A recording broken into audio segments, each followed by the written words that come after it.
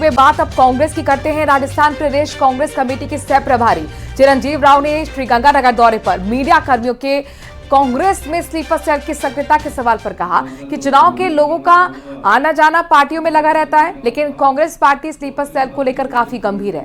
कहा कि Congress party sleeper cell को लेकर सजग है और आने वाले दिनों में इस तरह के लोगों पर कड़ी कार्रवाई भी की जाएगी। उन्होंने कहा कि गुजरात में राहुल गांधी ने कहा है कि राष्ट्रीय स्तर पर कुछ लोग कांग्रेस पार्टी के भीतर रहकर बीजेपी के एजेंट के तौर पर काम कर रहे हैं, उनके खिलाफ भी सख्त कार्रवाई होगी। कल मेरा कार्यक्रम यहाँ हनुमानगढ़ था, आज गंगानगर। आप जानते हैं हर पार्टी के अंदर ये आवागमन चलता रहता है चुनाव के अंदर, ये ऐसा नहीं है। और कांग्रेस पार्टी ये देख रही है कि जो स्लीपर सेल्स कांग्रेस पार्टी में रहकर या किसी भी पार्टी में रहकर जो इस तरह का काम कर रहे हैं, उनके अंदर हमारी पार्टी जो आने वाले समय के अंदर कार्रवाई करेगी। ये तो राहुल गांधी जी ने स्वयं गुजरात के अंदर कहा है कि बहुत सारे ऐसे लोग हैं जो नेशनल लेवल पे भी हैं, जो कांग्रेस पार्टी के अंदर भीतर है कि बीजेपी के एजेंट काम कर रहे हैं।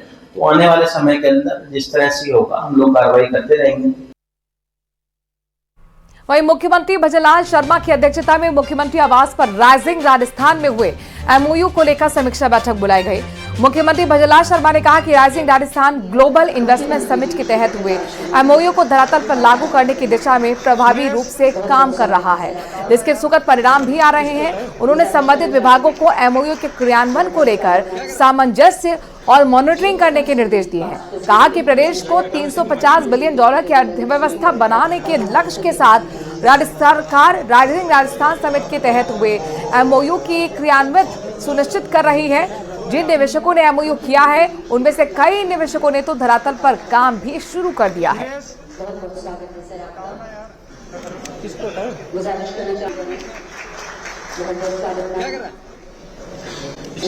और बात करते हैं आईफा अवार्ड्स की। दरअसल जयपुर में आईफा अवार्ड 2025 का आज दूसरा दिन है और आईफा अवार्ड 2025 जयपुर में आयोजित हो रहा है। एक्ट्रेस कृति सेनन का आईफा स्टेज पर डांस का रिहर्सल आप देख सकते हैं। एक्ट्रेस करीना कपूर भी जमकर प्रैक्टिस करती हुई पसीना बहाती हुई नजर आई हैं। दोनों एक्ट्रेस की परफॉर्मेंस आज आईफा अवार्ड्स में होगी और बॉलीवुड कुछ एक्टर्स भी हैं जिनको आज नवाजा जाएगा।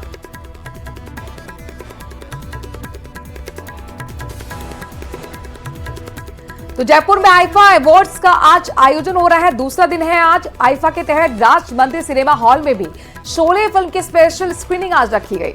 रमेश सिप्पी और सूरज बड़जात्या सहित फिल्म से जुड़े कई लोगों ने अपने अनुभव भी इस दौरान साझा किए। इस मौके पर फिल्म शोले और राज मंदिर सिनेमा घर दोनों ही इस साल अपनी गोल्डन जुबली मना रहे हैं।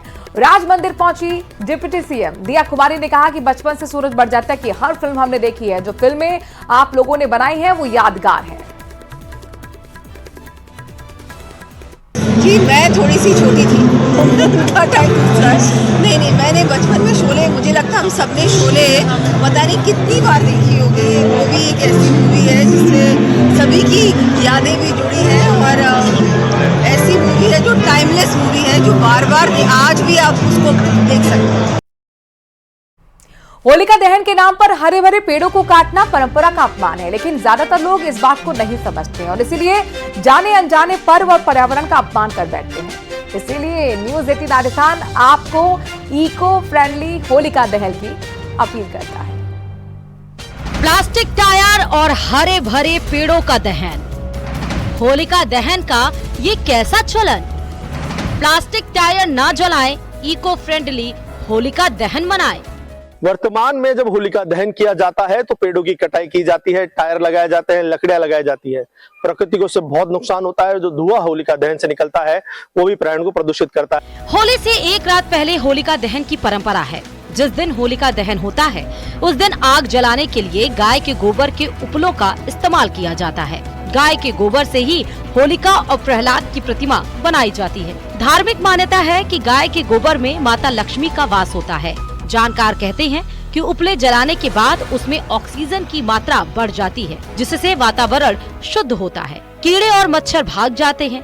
होलिका दहन पर पेड़ों की बलि रोकने के लिए भीलवाड़ा का माधव गौ सेवा संस्थान पिछले कई वर्षों से गोबर के कंडे तैयार करता है। गोबर के बड़गुले शहर में भेजे जा रहे हैं और सबसे खास बात यह है ये हवन टिकिया है जिसमें कई प्रकार की सामग्री है जो कि उस होलिका दहन में जब ये गिरेगी उसके बाद प्रकृति को शुद्ध करेगी। और ये नारियल भी जो कि गोबर से बनाया हुआ है ताकि होलिका दहन में ये काम आ सके। अभी तक संस्थान ने 3 लाख से ज्यादा कंडे तैयार किए हैं। माधव गौ सेवा संस्थान के अजीत सिंह कहते हैं कि कंडों से होलिका दहन से गौशाला को तो लाभ होता ही है, पर्यावरण को काफी ज्यादा फायदा भी मिलता है। होलिका दहन करने से गौशाला को तो लाभ होता ही है, गायों को स्वावलंबन, गौशाला स्वावलंबन की ओर बढ़ती है, साथ साथ में पर्यावरण को भी कोई नुकसान नहीं होता है। और इसकी जो लास्ट में राख बचती है वो भी बहुत उपयोगी है, उसको अपन खेतों में अपने और सब जगह काम ले सकते हैं। और इस तरह से होलिका दहन करने से पूरा पर्यावरण का शुद्धिकरण तो होता ही है और गौशाला भी स्वावलंबन की ओर बढ़ती है।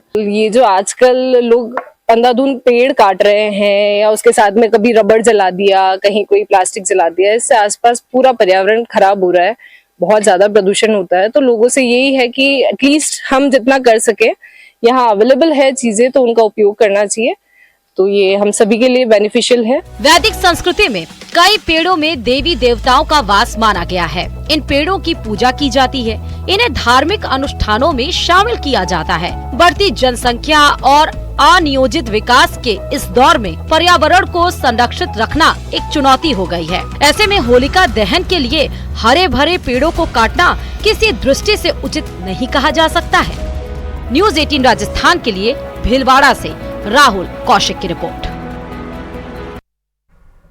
तो न्यूज़ 18 राजस्थान की अपील है कि आप इको फ्रेंडली होली इस बार जरूर बनाएं। और इसी के साथ एक छोटे से ब्रेक के लिए आप रुक रहे हैं, लेकिन खबरों का सिलसिला जारी है। न्यूज़ 18